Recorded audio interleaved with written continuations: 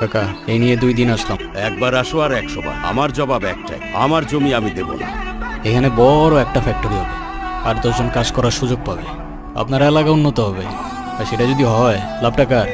আমার এত বুঝাইতে আইসো না। চুল আমার এমনি এমনি পাকে নাই। দেখেন ভদ্রভাবে বলতেছি, কারণ আজকাল একটু ভদ্র হওয়ার চেষ্টা করতেছি, নাহলে ছেলে কিন্তু একটাও আমরা খুব ভদ্র না কাকা। শোনো, তুমি আসো আর তোমার বাপ, জমি আমি এইটা দেব না। হে কাকা, বাপে যাওয়া উচিত হয় না আপনার। আর জমি লাগবে বলছি তো লাগবে, ব্যাস। আলতা,